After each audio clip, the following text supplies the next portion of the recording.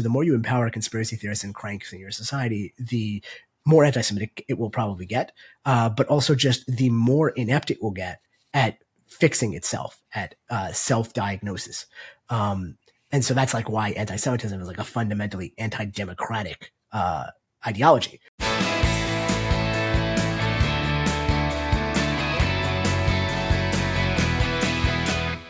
Welcome, everybody, to the Bulwark Podcast. I am Ben Parker, senior editor at the Bulwark, sitting in for Charlie Sykes.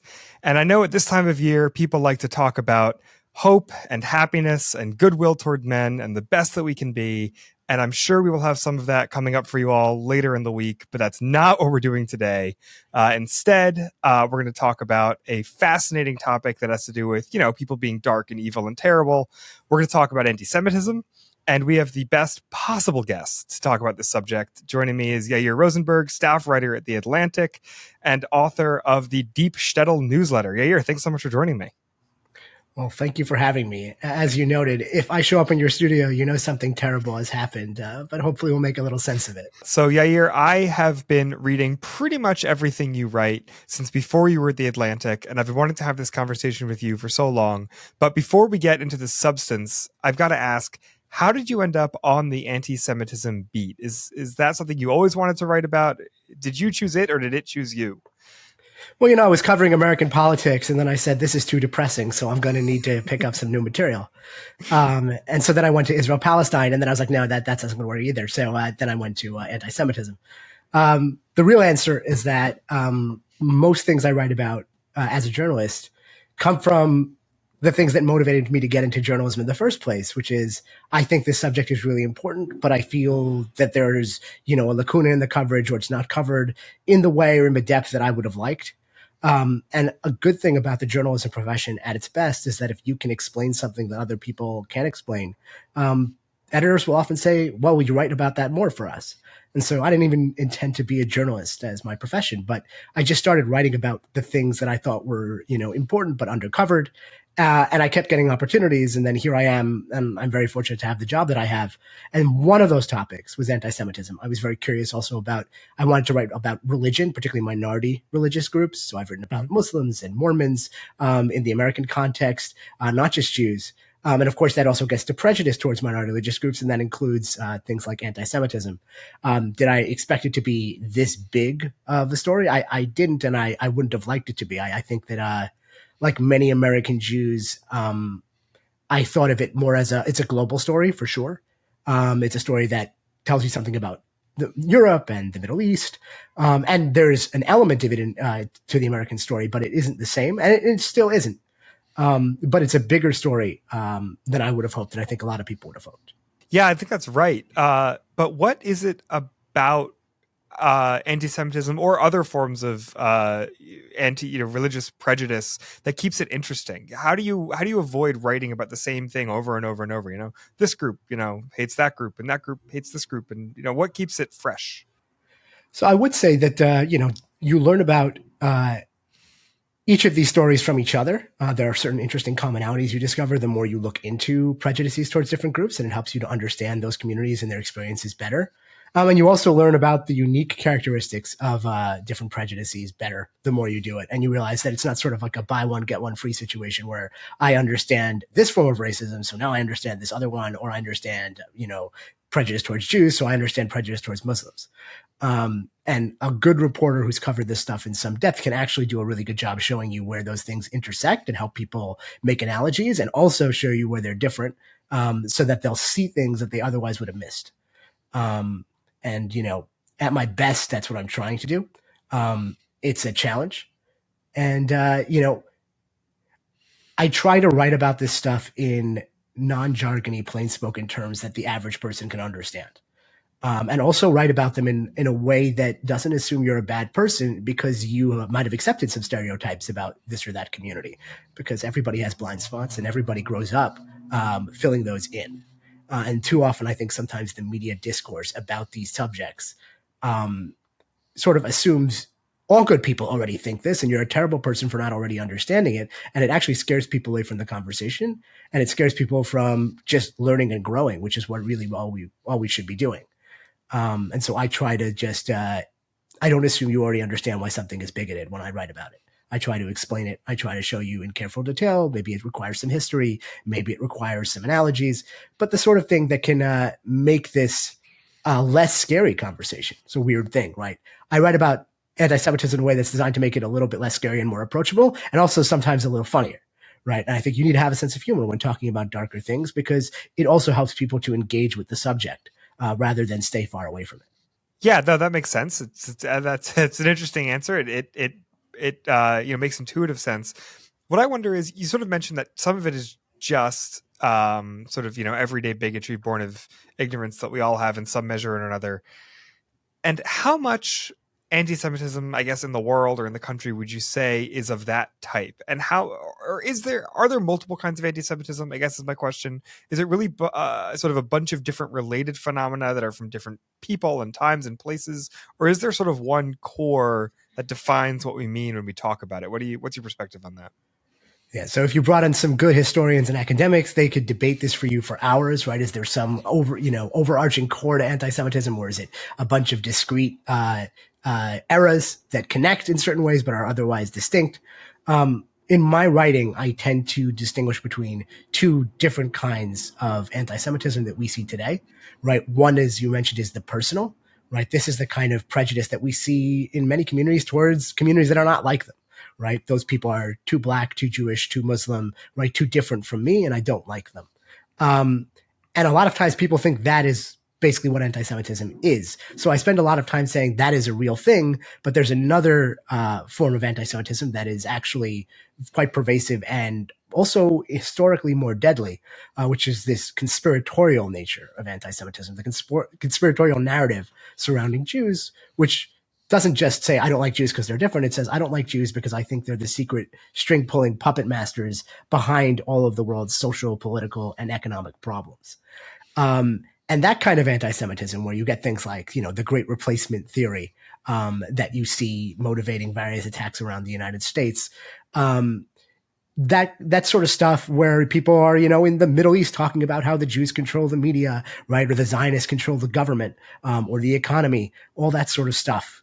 That kind is, you could actually have no problems with any Jews in your life. You could have lots of Jewish friends and say, I like Jews on an interpersonal level, but as a collective that I imagine, right, they're this malign force on the world.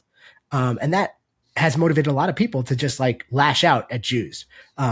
When you look, if you scratch beneath the surface at some of the worst anti-Semitic acts in the United States in recent years, whether it's that Texas synagogue that got held hostage by a Muslim extremist, right, or the massacre of Jews at Pittsburgh's Tree of Life Synagogue, numerous others. There was a shooting at a Jersey City kosher supermarket by some Black extremists of the Hebrew Israelite sect. All these people, demographically, ideologically, they look very different from each other, but they all bought into conspiracy theories about Jewish control and malign Jewish influence. And so I try to spend some time explaining that conspiracy theory and all the different types of people who believe it and why people fall for it. Because I think a lot of people have a handle on the idea that, there's a personal prejudice that looks like anti-Semitism, but they don't always have a handle on this, which we might call one of the unique characteristics of anti-Semitism, which is different than some of these other prejudices. Yeah, one of the other things that I think is unique, well, maybe it's not unique, maybe you should tell me, is that you have people who legitimately believe in the conspiracy theories and are, basically legitimately nuts. But you also have, in the history of anti-Semitism, people and often governments who use these conspiracy theories in a sort of instrumental purpose. The greatest example is the Protocols of the Elders of Zion, which is a forgery by the Russian imperial government to basically blame the Jews for everything. So what is that unique to anti-Semitism, that it's used instrumentally in that way? Does anti-Semitism have a purpose to some people? So I don't know if that use is unique, because you always have demagogues who find the various prejudices that appeal to the masses to be politically useful to them. Often when you play with fire, you end up getting burned, and it turns out you can't control it. And I think we've seen plenty of that in the United States and many other places. But anti-Semitism certainly gets instrumentalized. People use it because they recognize a lot of people, for example, want to find someone to blame for something going wrong in the country. And you can either look within and say, what did we do wrong that led to this economic collapse? Or you could look without and say, who did this to us, right? And a really good scapegoat throughout history has been the Jews. Why? Because Jews have been around a really long time, and they've been a minority pretty much everywhere they've lived, other than the modern state of Israel and a few other short periods of time. Jews are tiny, tiny people. And then when you spread us around in different places, we're even smaller.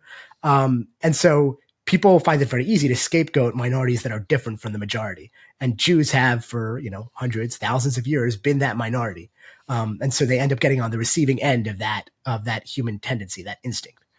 And that's how anti-Semitism can be useful, right? Because if you've had some sort of social, political, or economic collapse, you have a stab in the back, right? Germany isn't doing well after, perhaps not ill-advisedly having a big role in World War I. But isn't it easier to say that the Jews did this to us? And these sorts of things are very, very convenient. And of course, in the Middle East, you very often have when things are going wrong in various autocracies, it's much easier to start talking about what the malign, Israeli Zionist conspiracy is doing, and to let people come out and protest against that than to protest against the government and the authoritarian regime that is actually responsible for people's lives and responsible for those problems. Okay, but let's focus on one particular example in the Middle East. Just scanning this headline, the Denmark, Netherlands, and Germany authorities arrested people. Some of them, this is a few days ago, some of them with links to Hamas for planning to attack Jewish targets. I assume we'll find out more as the cases develop, but assuming that reporting is true for the time being, what does Hamas gain by apparently having people go attack Jewish targets in Europe? I mean, if you were Hamas and you were subject to an existential threat in Gaza, why would you waste any of your time or resources attacking Jews in Europe rather than, the IDF, which is actually coming after you in the tunnels? So, I mean, one thing to understand about Hamas is that it is a constitutionally anti-Semitic organization that is committed to eliminating Jews. And it believes in a lot of these conspiracy theories. You said the protocols of the elders of Zion, right? The Jews are behind all the world wars. Jews are behind social, political, and economic problems. It's right there in their official charter, which they never disavowed. And their spokespeople repeat things along these lines with some regularity. And so the rank and file people who are affiliated with Hamas, they believe these things. And so to them, Jews are targets of opportunity. And especially if you're at war with the Jews right now, which is how they perceive it. They don't just perceive themselves as war with Israel. It's to them, and it's basically interchangeable. They interchange Jews and Zionists in their rhetoric. While there are Jews elsewhere too that can be attacked. That's not the only, sort of terrorist attack that's been foiled against Jews. We don't really hear about these in the media because thankfully they get foiled. And it's sort of the paradox of this stuff, which is that it gets foiled before it happens. So it's not as big a deal. But they, the authorities in Brazil earlier in the war also foiled a terrorist attack. And I'm sure there are others that we're not hearing about. And there are, I'm sure, various stages of seriousness and so forth. But this is a thing that happens. And but to them, all the Jews are just this malign collective. And so you're not just at war with the Israeli army, you're at war with Jews in general.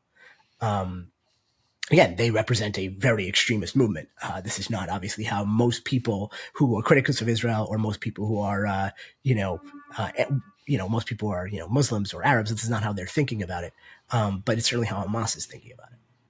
Right. And you talked earlier about the sort of two different kinds of anti-Semitism that you see. I will get to this a little later, but I think there might actually be three. But you wrote in October that Hamas is less committed to national liberation than to Jewish elimination. And they are obviously a violent, organized, painstaking, thoroughly ideological and religious group. And that is very different from what's also been in the news lately, which is this sort of campus left kind of anti-Semitism, which is ideologically incoherent compared to Hamas, which has like an actual charter and is more spontaneous and is less organized. Is there a relationship between these two things, or are they completely separate phenomena that happen to overlap a little bit by coincidence?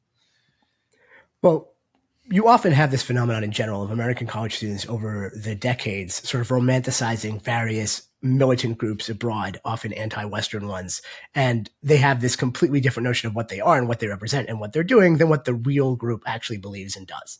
And to me, as someone who spend a lot of time covering the actual Middle East and what's going on there, and then you go into college campus discourse, it's just there's very little resemblance very often to how it's discussed, setting aside questions of who's right and who's wrong and prejudice or not.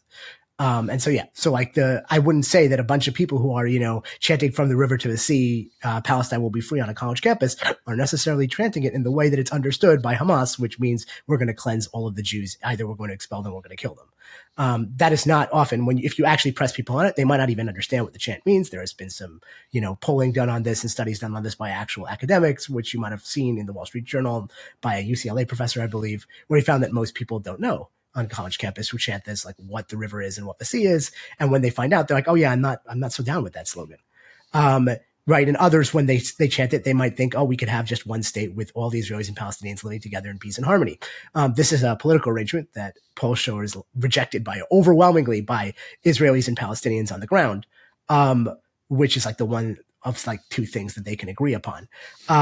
But being wrong about what a realistic political arrangement is not the same, right, as calling for, cleansing all of the Jews. Again, there's just like these things, they think that they're supporting one thing, but they aren't as read in on what Hamas is actually doing. And so I would say they're not exactly the same. And also when I tend to focus in my writing on groups like Hamas or groups like Hezbollah, which is the Lebanese militia that's to Israel's north, that's currently, firing on their civilian areas and has caused the evacuation of some 100,000 Israelis already and killed people within Israel. And this is barely making any news or headlines in America, right? And then both Hezbollah and Hamas, who are funded by Iran, right, which is a Holocaust-denying mega power, right, that has a tremendous amount of resources and uses it to fund proxy wars around the Middle East and including on multiple borders of Israel. So those people, their form of what I would say anti-Semitic, anti-Zionism, pretty straightforwardly, they're very open about being anti-Semitic and being anti-Zionist and how those are connected.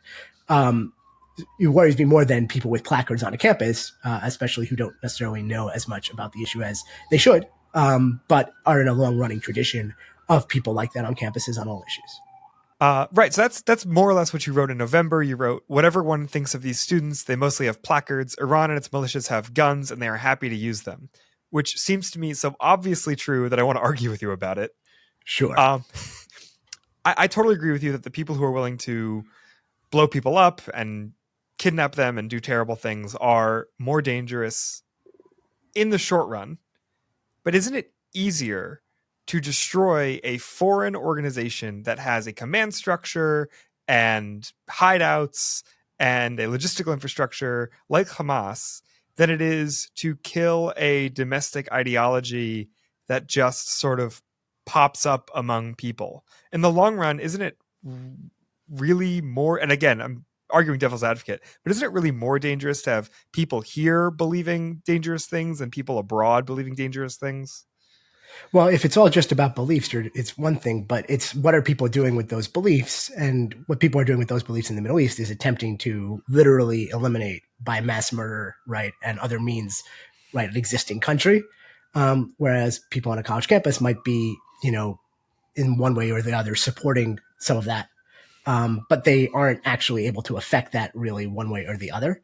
And also, as like that thing I mentioned with this, the study that was done by this UCLA professor, very often people can be reasoned with.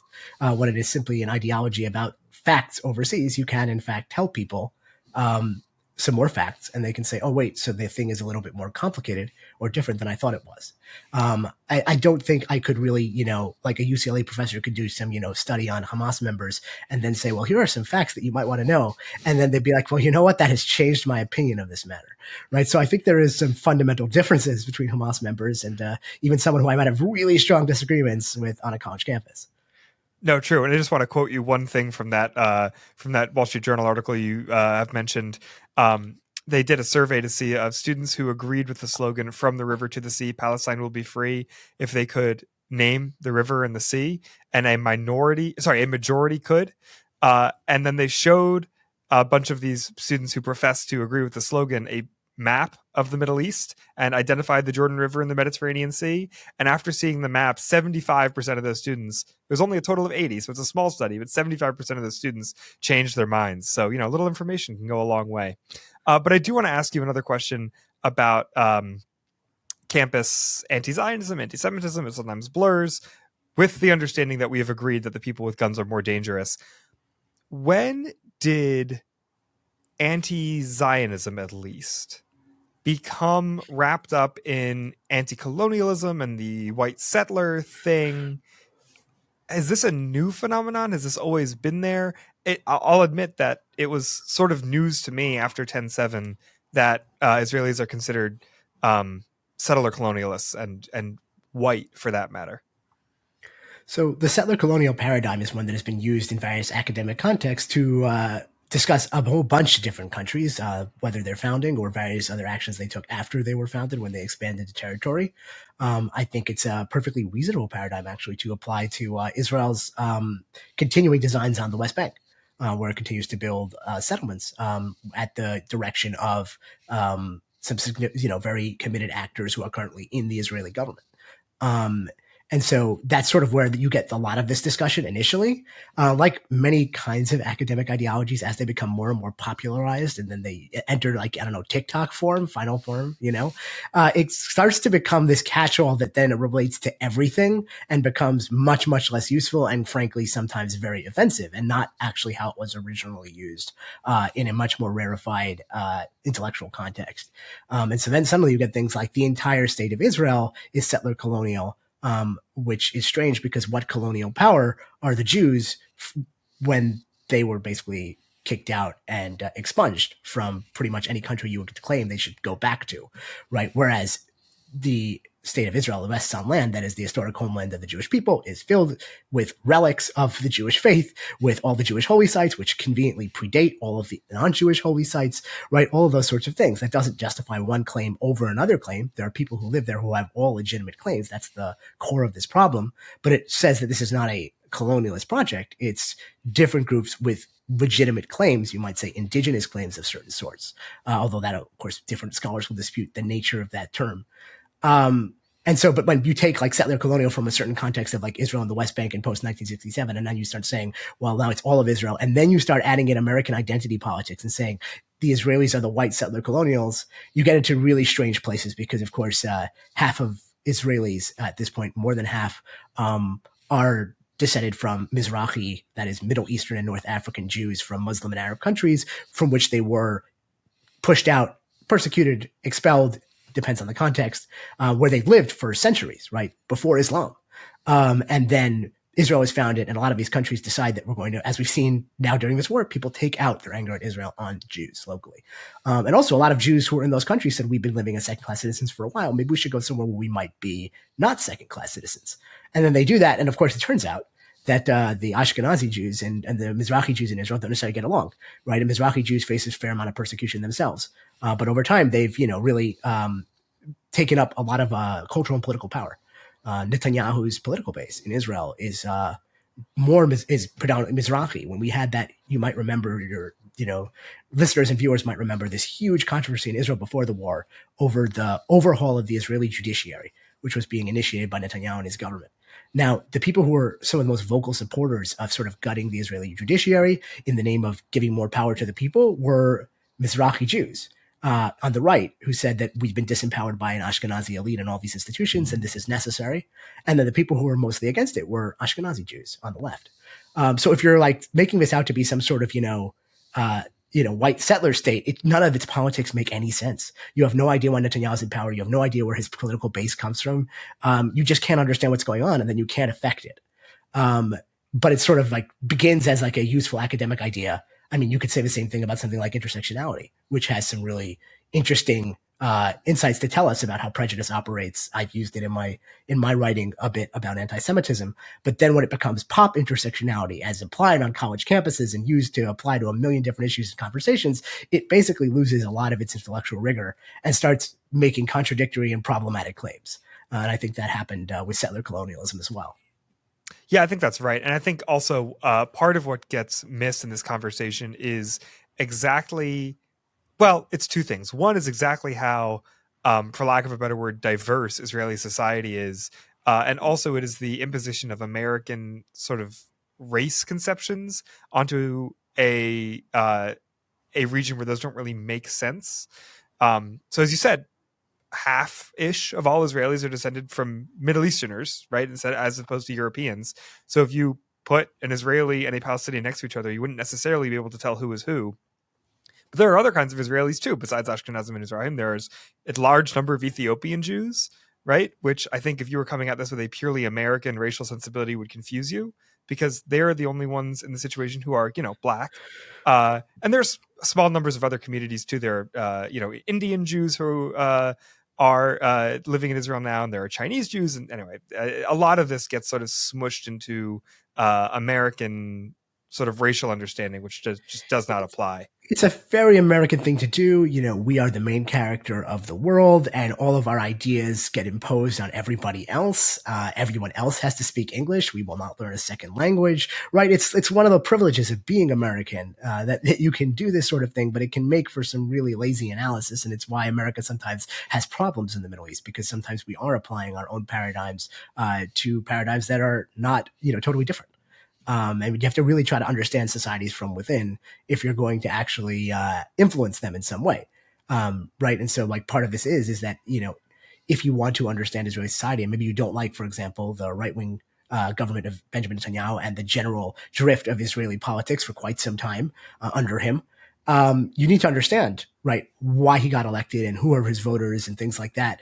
And if you're starting to if you're not able to understand, say, the identity politics of Israel and the different populations and why they have the politics that they do, why are Mizrahi Jews traditionally more right-wing than Ashkenazi Jews? Well, Mizrahi Jews lived in the Middle East, right, and in Muslim and Arab countries, and they got kicked out and they felt dispossessed. And so they look around and they say, I don't trust your piece of paper for peace and all of this stuff. None of these people, right, can be trusted. We need to have hard power and things like that.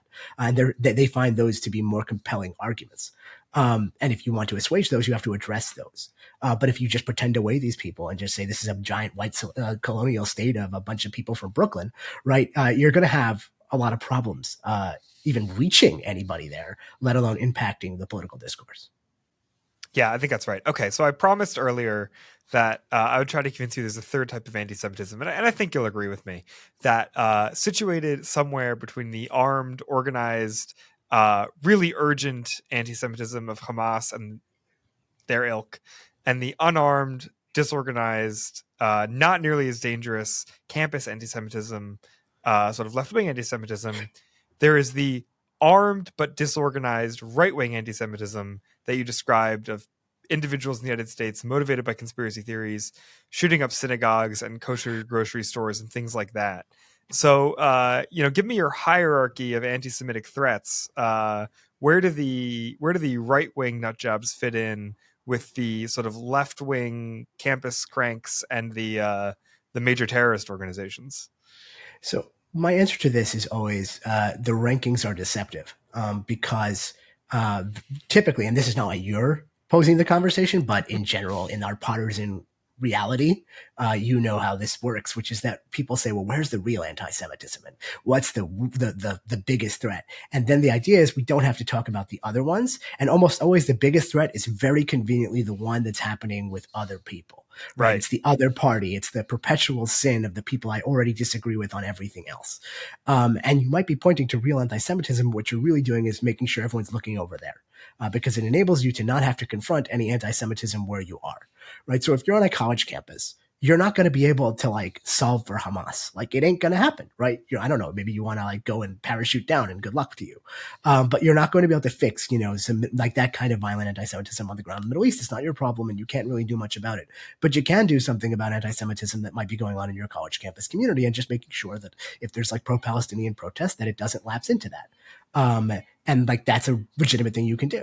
Right. If you're a right-wing person involved in politics in America, and you notice anti-Semitism has been creeping into all different parts of sort of the Republican base and certain types of discourse about Jews and things like the Great Replacement theory and certain popular personalities who have sanitized versions of these things. You can speak out against it and you can say that's not something that I support and that's not something our party should do or support. And you're going to have much more impact in those spaces because people listen to people who are part of their own community and they trust, and if you're a left-winger and trying to police right-wing anti-Semitism or a right-winger trying to police left-wing anti-Semitism or an American trying to police, Middle Eastern anti-Semitism and so forth or reversed, you're mostly going to make very little headway because you don't have the credibility in those communities and the connections to change anything, which is why it's sort of cost-free to signal against anti-Semitism outside. But it costs a lot to stand up to anti-Semitism inside. So it's understandable why we tend to have the outside conversation and not the inside conversation. So like I would acknowledge all of the things that you just listed, and I would just say, people listening and watching, think about what communities you're in and that you're part of. And that can be political. It can be social, right? You can be like, I'm, part of this, this is what I do at work. This is the industry I'm in, things like that. And you can make a difference in those places because people will listen to you. And you also feel more satisfied once you do it because you might actually make, like railing against something you can change actually is kind of enervating. And it can be very depressing. And so, but it might be harder. You might have a hard conversation internally, but in the end, you often will find that people can shift and can change, and you can make a change, but only if you really are willing to look inside instead of out. Okay, quick detour, because you talked about projection and people always pointing to the other side to point out their problems rather than at their own. And once you're talking about projection, you're basically talking about Donald Trump. And you have one of the most interesting ideas about Donald Trump that I think I've read, which is, and I'll just summarize it here, but feel free to fill it in further, which is that, in my words, not yours, Donald Trump is basically what we would normally call an anti-Semite, except all of the qualities that anti-Semites typically ascribe to Jews, Trump actually likes because his worldview is flipped upside down. So he likes that he thinks Jews are kind of selfish and only looking out for their own and good with money. But he also warns Jews against voting against him in his Rosh Hashanah message. What do we make of this guy? And I guess the real question is he getting worse? So those are two good questions. We'll start with the general theory to sort of spell out for people. I wrote about this in the Washington Post some years ago because Donald Trump confuses a lot of people when it comes to Jews because he's got, Jewish grandkids. He's got a Jewish daughter, right? And son-in-law. And he will say, I'm a big fan of Israel. I'll do this or that thing for Israel, so forth. But then he'll also, say ridiculously anti-Semitic things at the same time, or that sound anti-Semitic, like the Jews used to control Congress, or the Jews, used to control the New York Times, and the Jews are always looking out for Israel, or they want to own their own politicians, which is a thing he said to the Republican Jewish Coalition back during the 2016 campaign. So what is going on? And the answer is Trump accepts all of these anti-Semitic stereotypes about Jews, that they're clannish, that they're self-interested, that they only look out for themselves. But of course, that Trump sees as the highest ideal for a person. Those are things that he thinks everyone should do, right? That is like the Trump philosophy. And so he looks at Jews and says, these are my kind of people, as long as they're adhering to anti-Semitic stereotypes. If they end up acting like, more left-wing Jews and they don't adhere to those things and they don't sign up for his program, then he's like, well, then you're not, right? You're the bad kind of Jews. But he doesn't have a problem, and this is not unique to Trump, and that's something I've written about. It's the phenomenon of the philo-Semite who likes Jews. It's the phenomenon that's attributed. This is a saying that's attributed to a bunch of different intellectuals. Hard to know who first came up with it, which is a philo-Semite is an anti-Semite who likes Jews, and that's unfair. There are a lot of philo-Semites who just like Jews. But there's a certain kind of philo-Semite that simply says, yeah, Jews are scheming, conniving, and clever, and they run all the banks in the economy. And that's why I want one of them to be the guy who handles my finances. And I want to read all their books so I can find out how to be as clever as them. And I want them to be on my team. And you will find this, I wrote about it in the context of Asia. In a lot of Asian countries where there aren't even a lot of Jews, there are a lot of positive associations with Jews, along with Jewish cleverness and industriousness and good and utility with money, which isn't really related to real Jews, right? But it's related to these cultural stereotypes, and it's certainly better than believing those things and hating Jews for them, rather than I believe those things but I admire them. But you can see in some contexts, once people buy into the stereotypes, it's like a coin and you can flip it from philo-Semitic to anti-Semitic pretty easily. And this gets to your second question about, is Donald Trump getting worse? Right. So there was this case in South Korea where there was a big controversy within Samsung, which is a company that is accountable for a remarkably large share of the GDP of that country. People do not realize, and they were debating whether I think to spin off a certain subsidiary, and a minority investor named Paul Singer, who's a Jewish financier based in the United States, was against this particular move because he said it would be bad for the long-term future of the company and its shareholders. But the South Korean ruling family that really controlled the majority of Samsung really wanted to do this. But they didn't just debate it on the merits. As the debate got more heated, cartoons and articles started appearing in the South Korean press talking about how those, manipulative Jewish vultures are coming in and trying to, tilt all this against our best interests.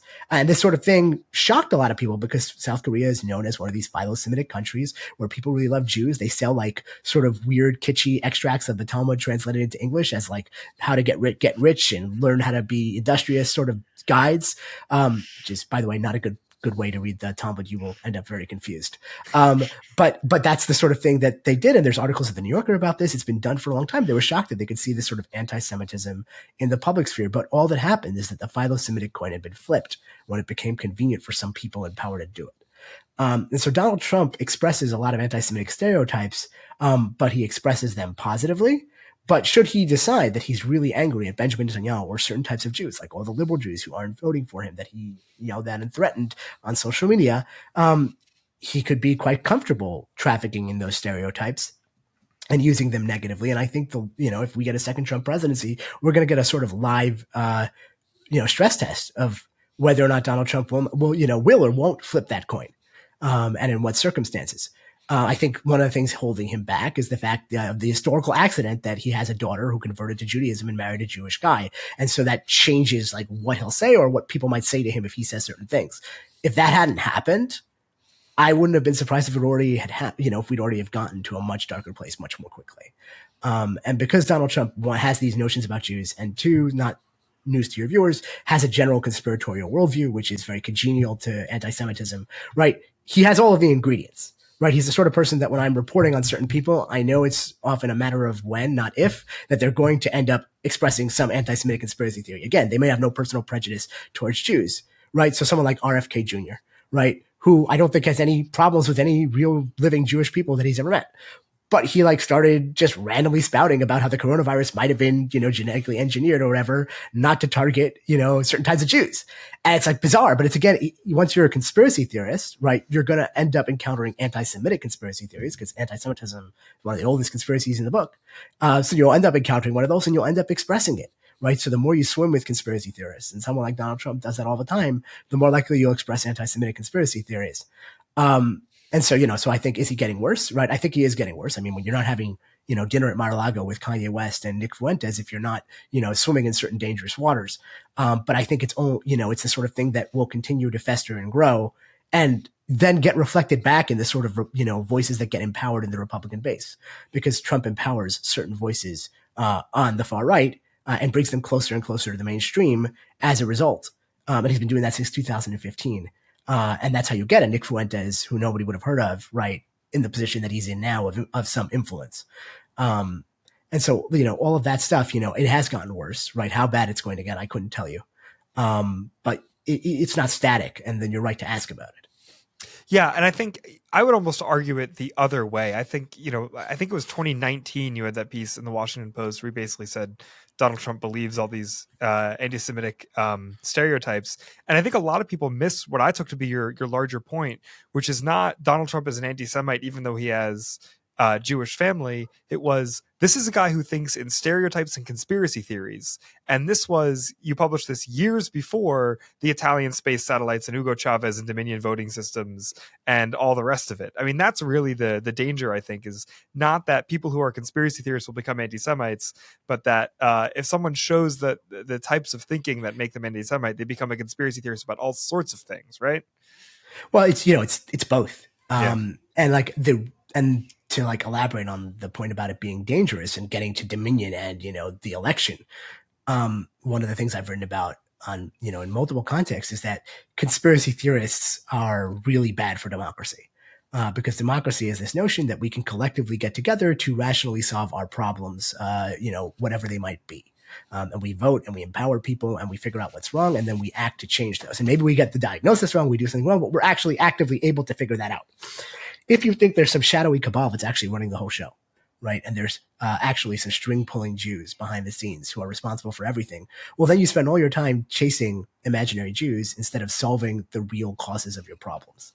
And so the more you empower conspiracy theorists and cranks in your society, the more anti-Semitic it will probably get, but also just the more inept it will get at fixing itself, at self-diagnosis. And so that's like why anti-Semitism is like a fundamentally anti-democratic ideology, because it teaches people that actually no matter how you vote, no matter who you vote for, no matter what you do as an individual actor, none of it matters because the Jews are the ones behind the scenes making all the decisions.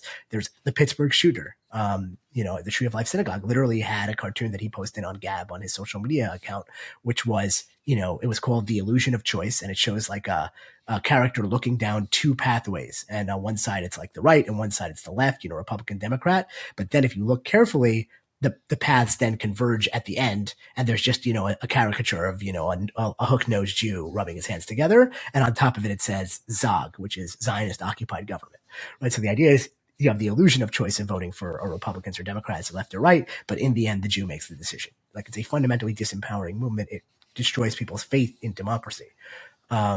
And so, to have people who are enthralled of that running your country seems like a really bad recipe for being able to like have elections and to do them right and for people to trust them. And so, that's why like we see the rise of conspiracy theories and anti-Semitism together hand in hand, and it's not a coincidence.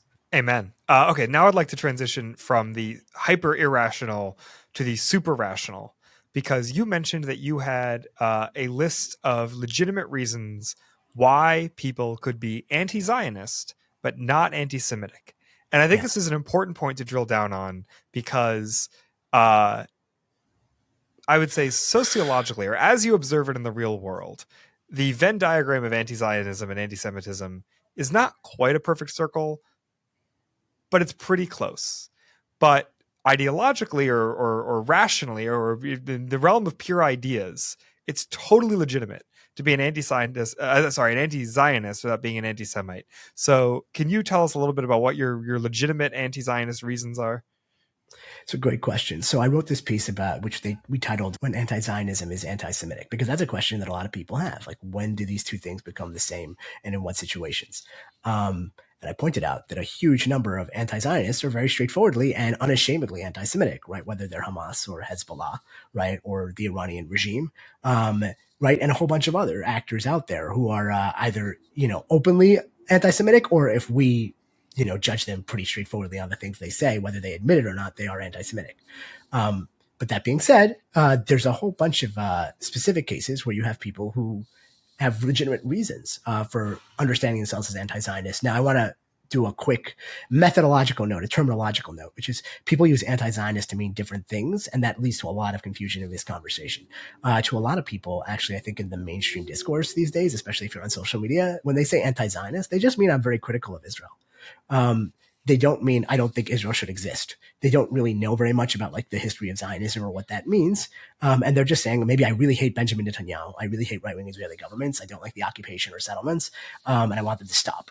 Right. And I'm an anti-Zionist because of that. Because Zionist means I support Israel. And so anti-Zionist means I don't support Israel because of all these things that it's doing.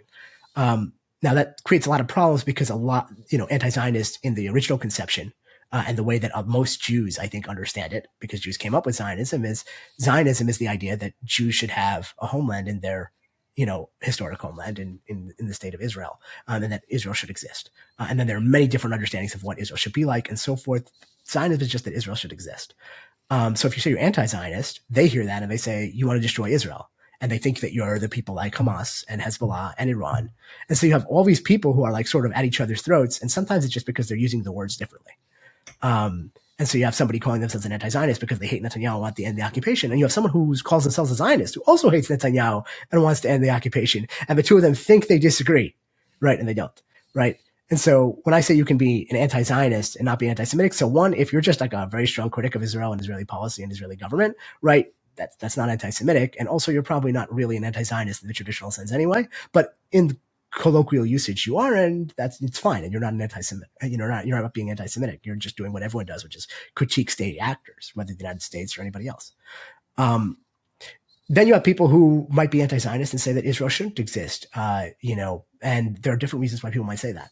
Some people might be principled anti-nationalists. There are people who really hate nationalism and ethnic nation states, and they think they're the root of a tremendous amount of strife and suffering in the world, and they oppose them all, and they would like Israel to go away and all the rest, and they might think Israel's the easiest case because it's one that's more threatened and more contested, and so maybe we have a better shot, so they focus a little more on that, right? They might be a Jewish person who particularly is offended by the existence of Israel because they don't like its actions of its government, or they don't like the existence of nation states in general, but they're really, really angered by Israel because this is the state that purports to speak in their name and people connect to them whether they like it or not. And so somebody who disproportionately is Jewish and disproportionately focuses on Israel's sins, they're not being anti-Semitic, right? They're just being this kind of anti-Zionist. There are ultra-Orthodox Jews in the world who have never aligned with Zionism because they have a theological view that Jews should not return to Israel until the Messiah comes, and then they would form a religious state in Israel. And instead, you have a secular state that was formed by secular Jews, largely speaking, originally, and so it's just completely separate from their theology, and they have no particular ideological commitment to it.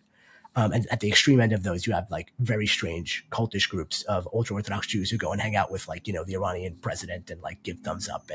And those people are really despised by pretty much every Jew across the spectrum. But like they exist. And like, those people who are like, attaboying the supreme leader of Iran, that's actually anti-Semitic. But the belief, right, that Israel is theologically not, being theologically a non or anti-Zionist, that is obviously not anti-Semitic. Yeah, we don't give them turns on the space laser. Yeah. And so like there are all these cases that exist. The question is whether people have like done the homework to actually be part of any of those groups, right? Or if they point to those examples in order to excuse the fact that they're actually engaging in some form of anti-Semitism by saying, well, here, like it's true that anti-Zionism isn't necessarily anti-Semitism. And so therefore I can't be anti-Semitic, which it doesn't follow, right? Just because there are absolutely multiple intellectual cases to be made for non-anti-Semitic forms of anti-Zionism doesn't mean that you yourself haven't done this thing. And we've seen plenty of examples in recent days, both violent and, in terms of arguments or various other interjections in the public discourse that are pretty straightforwardly anti-Semitic, that call themselves anti-Zionist, right? When people have, shot at synagogues, they've vandalized, Holocaust memorials, they've, with things like, writing Free Palestine on them and things like that. So one, this helps no Palestinians, right? You're wrapping your prejudice in their plight, and then that ends up tarring their plight with your prejudice. But all of that stuff, like you can't just turn around and say, well, anti-Zionism isn't necessarily anti-Semitism, and now I'm going to BB gun this synagogue, right? Like that doesn't work. And so, the annoying answer that I give people, they're like, how do I know if something anti-Zionist is anti-Semitic? Is like, you have to ask a few follow-up questions. You have to just like actually look at what the person is doing, why they're doing it. And, usually people will tell you who they are pretty quick. If you do this on social media and just ask, a couple follow-ups to the person, do you think it's okay to, attack a Jewish institution in, Europe over something that's going on in the Middle East? If they are yes or no, they'll tell you something about what form of anti-Zionism they subscribe to. And like, this is a piece I haven't written, but I ought to write a list of questions that you can basically ask. You can also ask people about run-of-the-mill anti-Semitic conspiracy theories, because people who tend to be anti-Semitic, anti-Zionist tend to be anti-Semitic on other axes too. So if, who actually did 9/11? Amazingly useful question. Did the Holocaust happen as is traditionally understood? Right? If you just ask these like questions that might seem crazy, but you ask them to people who call themselves anti-Zionist and they answer them wrong, you've learned who they are. Right. And you've learned that perhaps they're not a good faith interlocutor in this conversation. And so that's what I would say. But I do think it is important to like distinguish between, criticism of Israel, including very harsh criticism of Israel, and anti-Semitism on an intellectual plane, because otherwise it becomes impossible to actually have a normal conversation about Israel like you'd have about any other country, and make it better. Right. And, the whole the great thing about having a country and the great thing about democracy is that you actually can improve the country, but you have to be able to have that conversation. Both Israel and the United States. I mean, it applies to both. Yes. We would be remiss if we didn't talk a little bit about the relationship between anti-Semitism and free speech, starting with the three university presidents, one of whom is no longer a university president. Liz McGill of Penn was asked to step down because of her performance. And I'll just say, let's leave aside all of the sort of reviews of their performance and how they said what they said. And, you know, you can go watch the video and decide for yourself if it makes your spine tingle or not. I don't think they acquitted themselves very well. But I'm also not convinced they gave the wrong answer to the question. I mean, you're someone who not only makes his living off of free speech, but I know takes it very seriously. So, like, what do you think of the answers they give, which is basically, we allow for someone to say, you know, like there should, you know, the Jews should be driven from Palestine into the sea, as long as they don't make it into some sort of action like harassment. What's your opinion on that? So I think that the thing that they kept coming back to in their answers is that whether something is anti-Semitic or harassment or bigotry, and within their codes of conduct, comes down to it being context dependent. Right. So if you're going and chasing around a Jewish student and yelling "Free Palestine" at them, right, that could be a form of harassment and is taking this sort of political point and weaponizing it in an anti-Jewish way. Then you have a middle case where you're like going and disrupting classes and, you know, yelling on a foghorn from the river to the sea, Palestine will be free, and making it really hard for people to actually do what they're there in university to do. Right. And then you have another, just a totally different case where people are having a rally in the quad. Right. And they might be chanting the same slogan. And those are all very different. And so it really does matter. Universities really should be exercising careful judgment on each of these cases and figuring out what each of them warrants and whether there should be punishment or whether it's perfectly fine.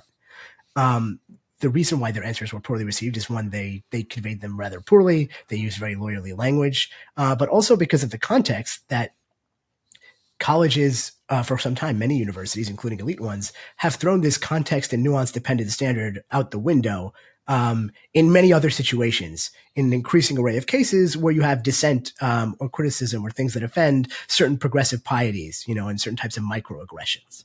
And so there's a lot of things that where you would say, well, yeah, shouldn't we look at that in context? Shouldn't we have greater latitude for this? You have some, crazy cases. You may have remembered this one, but there was a particular professor who was teaching some sort of a class about and it was talking about doing business in China, and he used a particular word that in Chinese sounds like it's a Chinese word, but it sounds like the N-word. And some student heard it and misunderstood it as him saying the N-word. He had not said the N-word. He had used a Chinese word. It had nothing to do with it at all. Right? That's a classic example of nuance and intent, right, mattering, and context mattering. The professor was penalized anyway. And you have that's an extreme case, but you have a fair number of these sorts of things where this level of careful parsing of what the person meant to say, where saying the intent matters, not just the impact, isn't applied. Right? Instead, people say things like words are violence. And the subjective receipt of a statement matters just as much or more than the intent of the speaker saying it, right? All of those things have become sort of, watchwords on many campuses. And suddenly, when it comes to speech that Jews find subjectively offensive or worse, the people are saying, wait, we got to get out the nuance, microscope. And that looks not like principle, that looks like a prejudice. And so they ended up looking like they're hypocrites. Right. And that also, I think, upset a fair number of people. But the answer to hypocrisy is to align your actual policies with your values and stop being hypocritical. It's not to chuck the values out the window further. And they were right to say that we need to actually start moving back to a nuanced standard. I would like to hope that if they're going to do that on pro-Palestinian speech, which they should, they will also do it on many other kinds of speech.